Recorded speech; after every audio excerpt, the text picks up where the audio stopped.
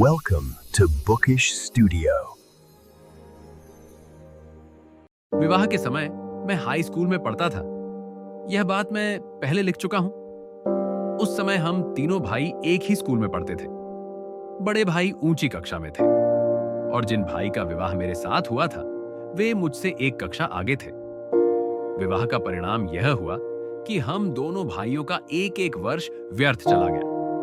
मेरे भाई के लिए तो इसका परिणाम और भी कठिन हुआ। विवाह के बाद वे स्कूल में पढ़ाई जारी नहीं रख सके। ऐसे अवांछित परिणाम न जाने कितने युवाओं को भुगतने पड़ते होंगे। शिक्षा और विवाह दोनों का एक साथ चलना तो केवल हिंदू समाज में ही देखने को मिलता है। मेरी पढ़ाई जारी रही। हाई स्कूल में मुझे कमजोर छात्र नहीं माना जाता था। शिक्षकों का स्नेह मुझे हमेशा मिलता रहा। हर वर्ष माता पिता को विद्यार्थी की पढ़ाई और व्यवहार के बारे में प्रमाण पत्र भेजे जाते थे। उनमें कभी भी मेरे व्यवहार या अध्ययन के बारे में नकारात्मक टिप्पणी नहीं आई। दूसरी कक्षा के बाद मुझे पुरस्कार भी मिले और 5वीं व 6ठी कक्षा में क्रमशः 4 रुपए और 10 रुपए की मासिक छात्रवृत्ति भी मिली। यह सब मेरी बुद्धिमत्ता से अधिक भाग्य का परिणाम था। ये छात्रवृत्तियां सभी विद्यार्थियों को नहीं मिलती थीं, बल्कि 100 राष्ट्र प्रांत के विद्यार्थियों में जो प्रथम स्थान पर आते थे उन्हें ही मिलती थी। 40-50 विद्यार्थियों की कक्षा में उस समय 100 राष्ट्र के कितने विद्यार्थी होते होंगे। मुझे स्वयं याद है कि मुझे अपनी बुद्धिमत्ता पर कोई विशेष गर्व नहीं था। पुरस्कार या छात्रवृत्ति मिलने पर मुझे आश्चर्य होता था, लेकिन अपने व्यवहार को लेकर मैं बहुत सतर्क रहता था। यदि व्यवहार में कोई कमी हो जाती तो मुझे रोना आ जाता। शिक्षक को डांटना पड़े, ऐसा मेरे हाथों कुछ हो जाए या शिक्षक को ऐसा लगे, यह मुझे बिल्कुल असह्य था। एक बार मुझे मार भी पड़ी थी, यह मुझे याद है। मार का दुख नहीं था, बल्कि यह दुख था कि मुझे दंड के योग्य समझा गया। यह घटना पहली या दूसरी कक्षा की है। दूसरी घटना 7वीं कक्षा की है। उस समय दोराबजी इदलजी कीमी हेडमास्टर थे। वे विद्यार्थियों के प्रिय थे क्योंकि वे अनुशासन बनाए रखते थे, पद्धति से काम लेते थे और अच्छा शिक्षण देते थे। उन्होंने ऊंची कक्षाओं के विद्यार्थियों के लिए व्यायाम और क्रिकेट अनिवार्य कर दिया था। मुझे यह पसंद नहीं था। अनिवार्य होने से पहले मैं कभी व्यायाम, क्रिकेट या फुटबॉल खेलने नहीं गया था। इसका एक कारण मेरी संकोची प्रवृत्ति भी थी। आज समझ में आता है कि यह मेरी भूल थी। उस समय मैं यह गलत धारणा रखता था कि व्यायाम का शिक्षा से कोई संबंध नहीं है। बाद में समझ आया कि शारीरिक शिक्षा का स्थान भी मानसिक शिक्षा के समान ही होना चाहिए। फिर भी व्यायाम न करने से मुझे विशेष नुकसान नहीं हुआ, क्योंकि पुस्तकों में खुले वातावरण में घूमने फिरने की जो सलाह पड़ी थी वह मुझे अच्छी लगी थी। इसलिए हाई स्कूल की ऊंची कक्षाओं से ही मुझे टहलने की आदत पड़ गई थी, जो अंत तक बनी रही। घूमना भी व्यायाम ही है, इसलिए मेरा शरीर अपेक्षाकृत सुदृढ़ बना रहा। व्यायाम से अरुचि का दूसरा कारण पिताजी की सेवा करने की तीव्र इच्छा थी। स्कूल बंद होते ही मैं घर पहुंचकर उनकी सेवा में लग जाता था। जब व्यायाम अनिवार्य हुआ तो इस सेवा में बाधा आने लगी। मैंने पिताजी की सेवा के कारण व्यायाम से छूट देने की प्रार्थना की, लेकिन कीमी साहब कैसे छूट देते। एक शनिवार को स्कूल सुबह का था और शाम 4 बजे व्यायाम था। मेरे पास घड़ी नहीं थी। आसमान में बादल थे, इसलिए समय का अंदाजा नहीं लग सका।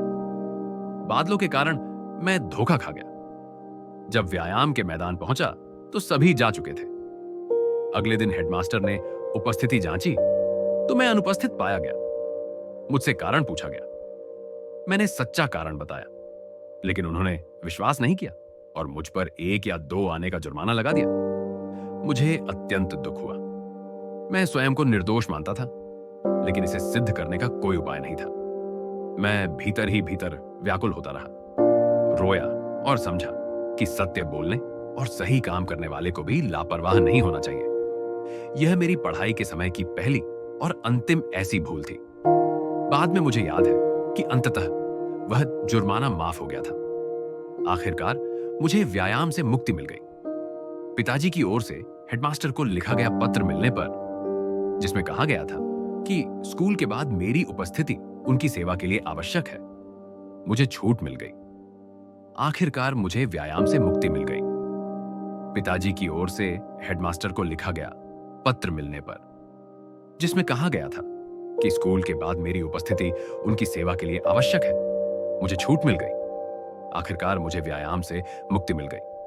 पिताजी की ओर से हेडमास्टर को लिखा गया पत्र मिलने पर, जिसमें कहा गया था कि स्कूल के बाद मेरी उपस्थिति उनकी सेवा के लिए आवश्यक है। मुझे छूट मिल गई। आखिरकार मुझे व्यायाम से मुक्ति मिल गई। पिताजी की ओर से हेडमास्टर को लिखा गया पत्र मिलने पर, जिसमें कहा गया था कि स्कूल के बाद मेरी उपस्थिति उनकी सेवा के लिए आवश्यक है। मुझे छूट मिल गई। आखिरकार मुझे व्यायाम से मुक्ति मिल गई। पिताजी की ओर से हेडमास्टर को लिखा गया पत्र मिलने पर, जिसमें कहा गया था कि स्कूल के बाद मेरी उपस्थिति उनकी सेवा के लिए आवश्यक है। मुझे छूट मिल गई। आखिरकार मुझे व्यायाम से मुक्ति मिल गई। पिताजी की ओर से हेडमास्टर को लिखा गया पत्र मिलने पर, जिसमें कहा गया था कि स्कूल के बाद मेरी उपस्थिति उनकी सेवा के लिए आवश्यक है।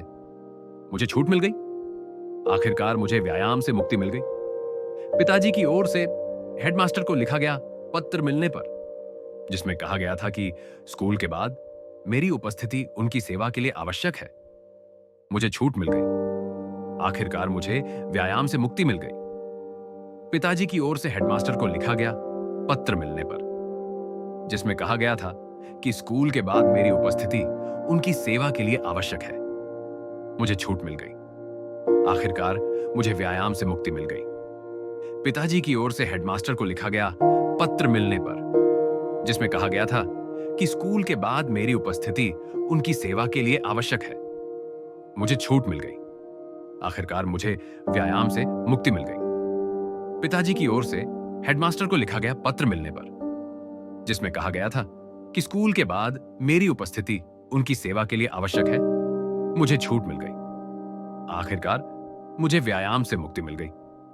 पिताजी की ओर से हेडमास्टर को लिखा गया पत्र मिलने पर, जिसमें कहा गया था कि स्कूल के बाद मेरी उपस्थिति उनकी सेवा के लिए आवश्यक है। मुझे छूट मिल गई। आखिरकार मुझे व्यायाम से मुक्ति मिल गई।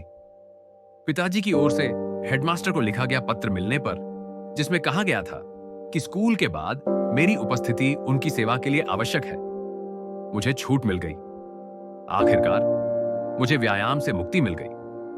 पिताजी की ओर से हेडमास्टर को लिखा गया पत्र मिलने पर, जिसमें कहा गया था कि स्कूल के बाद मेरी उपस्थिति उनकी सेवा के लिए आवश्यक है।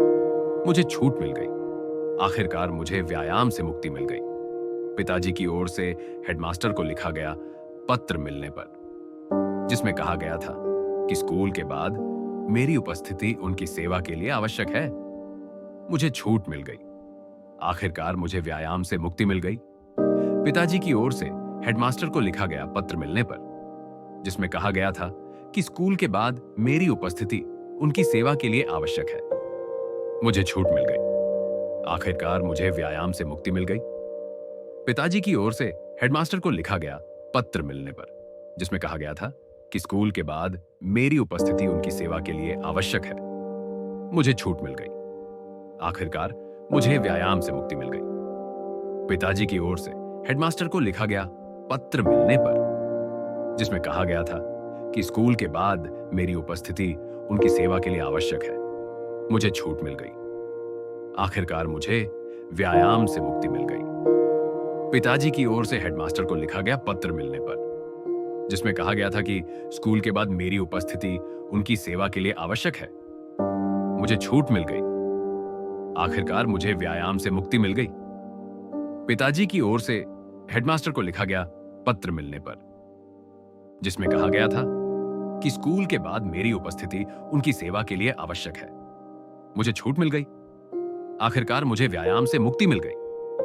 पिताजी की ओर से हेडमास्टर को लिखा गया पत्र मिलने पर, जिसमें कहा गया था कि स्कूल के बाद मेरी उपस्थिति उनकी सेवा के लिए आवश्यक है। मुझे छूट मिल गई। आखिरकार मुझे व्यायाम से मुक्ति मिल गई। पिताजी की ओर से हेडमास्टर को लिखा गया पत्र मिलने पर, जिसमें कहा गया था कि स्कूल के बाद मेरी उपस्थिति उनकी सेवा के लिए आवश्यक है। मुझे छूट मिल गई। आखिरकार मुझे व्यायाम से मुक्ति मिल गई। पिताजी की ओर से हेडमास्टर को लिखा गया पत्र मिलने पर, जिसमें कहा गया था कि स्कूल के बाद मेरी उपस्थिति उनकी सेवा के लिए आवश्यक है, मुझे छूट मिल गई। आखिरकार मुझे व्यायाम से मुक्ति मिल गई। पिताजी की ओर से हेडमास्टर को लिखा गया पत्र मिलने पर, जिसमें कहा गया था कि स्कूल के बाद मेरी उपस्थिति उनकी सेवा के लिए आवश्यक है, मुझे छूट मिल गई। व्यायाम के स्थान पर घूमने की आदत डाल लेने से शायद मुझे उस भूल की सजा नहीं मिली, लेकिन एक दूसरी भूल की सजा मैं आज तक भुगत रहा हूं। पढ़ाई में अच्छे अक्षर लिखना आवश्यक नहीं है, यह गलत धारणा मुझे कहां से आई मैं नहीं जानता, लेकिन इंग्लैंड जाने तक यह बनी रही। बाद में, विशेषकर दक्षिण अफ्रीका में, जब मैंने वकीलों और वहां जन्मे पड़े युवाओं के मोती जैसे सुंदर अक्षर देखे, तो मुझे लज्जा और पछतावा हुआ। मैंने समझा कि खराब लिखावट अधूरी शिक्षा की निशानी है। मैंने बाद में अपने अक्षर सुधारने का प्रयास किया, लेकिन पका हुआ घड़ा कहां नया आकार लेता है। युवावस्था में जिसे मैंने नजरअंदाज किया, उसे आज तक सुधार नहीं पाया। मैं चाहता हूं कि हर युवक युवती मेरे अनुभव से सीख ले और समझे कि सुंदर लेखन शिक्षा का आवश्यक अंग है। अच्छे अक्षर सीखने के लिए चित्रकला आवश्यक है। मेरा तो मानना है कि बच्चों को सबसे पहले चित्रकला सिखाई जानी चाहिए। जैसे बच्चा पक्षियों, वस्तुओं आदि को देखकर पहचानना सीखता है, वैसे ही चित्र बनाते बनाते अक्षर बनाना सीखे तो उसकी लिखावट छपी हुई जैसी हो सकती है। उस समय की शिक्षा से जुड़ी दो और बातें उल्लेखनीय हैं। विवाह के कारण जो 1 वर्ष नष्ट हुआ था, उसकी भरपाई के लिए दूसरे दर्जे में मास्टर ने मुझे 2 कक्षाएं 1 वर्ष में पढ़ने की अनुमति दी। उस समय मेहनती छात्रों को यह सुविधा मिलती थी। इस कारण मैं तीसरी कक्षा में 6 महीने रहा और गर्मी की छुट्टी से पहले की परीक्षा के बाद मुझे चौथी कक्षा में भेज दिया गया। यहीं से कुछ शिक्षा अंग्रेजी माध्यम से शुरू हुई, जिसे मैं समझ नहीं पाता था। ज्यामिति भी चौथी कक्षा से शुरू हुई। मैं उसमें पीछे था और विषय बिल्कुल समझ में नहीं आता था। शिक्षक अच्छे थे, फिर भी मेरी समझ नहीं बनती थी। कई बार निराश हो जाता और सोचता कि 2 कक्षाएं 1 वर्ष में करने का विचार छोड़कर फिर से तीसरी कक्षा में लौट जाऊं। लेकिन ऐसा करने से मेरी और उस शिक्षक की प्रतिष्ठा को ठेस पहुंचती, जिन्होंने मुझ पर विश्वास कर मुझे आगे बढ़ाया था। इस भय से मैंने पीछे हटने का विचार छोड़ दिया। प्रयास करते करते जब यूक्लिड के 13वें प्रमेय पर पहुंचा, तो अचानक मुझे लगा कि ज्यामिति तो सबसे सरल विषय है। जहां केवल सीधी और सरल बुद्धि का प्रयोग करना है, वहां कठिनाई कैसी। इसके बाद ज्यामिति मुझे सदा सरल और रुचिकर लगने लगी। संस्कृत ने मुझे ज्यामिति से अधिक कठिनाई दी। ज्यामिति में रटने को कुछ नहीं था, जबकि संस्कृत में मेरी दृष्टि में सब कुछ रटने का ही था। यह विषय भी चौथी कक्षा से शुरू हुआ। छठी कक्षा में मैं हार गया। संस्कृत शिक्षक बहुत कठोर थे और विद्यार्थियों से बहुत कुछ सिखाने की अपेक्षा रखते थे। संस्कृत और फारसी वर्गों में प्रतिस्पर्धा थी। फारसी शिक्षक नरम थे। विद्यार्थी कहते थे कि फारसी आसान है और शिक्षक भी उदार हैं। यह सुनकर मैं भी एक दिन फारसी कक्षा में जा बैठा। संस्कृत शिक्षक को दुख हुआ। उन्होंने मुझे बुलाया और कहा, तू किसका बेटा है, यह समझ। अपने धर्म की भाषा तू नहीं सीखेगा? जो कठिनाई हो मुझे बता। मैं चाहता हूं कि सभी विद्यार्थी अच्छा संस्कृत सीखें। आगे चलकर इसमें रस मिलेगा। हार मत मान, फिर से मेरी कक्षा में बैठ। मैं लज्जित हुआ और उनके प्रेम की उपेक्षा नहीं कर सका। आज मेरा हृदय कृष्णा शंकर मास्टर का आभारी है, क्योंकि जितना संस्कृत मैंने तब सीखा, वह भी यदि न सीखा होता तो आज संस्कृत शास्त्रों में मेरी रुचि संभव न होती। मुझे इस बात का पछतावा है कि मैं संस्कृत और अधिक नहीं सीख सका, क्योंकि बाद में मैंने समझा कि किसी भी हिंदू बालक को अच्छे संस्कृत अध्ययन के बिना नहीं रहना चाहिए। अब मैं मानता हूं कि भारत के उच्च शिक्षा पाठ्यक्रम में मातृभाषा के साथ राष्ट्रभाषा हिंदी, संस्कृत, फारसी, अरबी और अंग्रेजी को स्थान मिलना चाहिए। इतनी भाषाओं की संख्या से डरने का कोई कारण नहीं है। यदि भाषाएं पद्धति से सिखाई जाए और सभी विषय केवल अंग्रेजी के माध्यम से ही सीखने का बोझ न हो, तो इन भाषाओं को सीखना बोझ नहीं बल्कि अत्यंत रुचिकर है। जो व्यक्ति एक भाषा को शास्त्रीय पद्धति से सीखता है, उसके लिए दूसरी भाषा सीखना सहज हो जाता है। वास्तव में हिंदी, गुजराती और संस्कृत को एक ही भाषा परिवार माना जा सकता है। उसी तरह फारसी और अरबी को भी। यद्यपि फारसी संस्कृत से और अरबी हिब्रू से संबंधित है, फिर भी इस्लाम के प्रसार के बाद दोनों का निकट संबंध बन गया। मैंने उर्दू को अलग भाषा नहीं माना, क्योंकि उसका व्याकरण हिंदी में समाहित है। उसके शब्द फारसी और अरबी के ही हैं। उच्च स्तर की उर्दू जानने के लिए अरबी और फारसी जानना आवश्यक है, जैसे उच्च स्तर की गुजराती, हिंदी, बंगाली या मराठी जानने के लिए संस्कृत का ज्ञान आवश्यक है।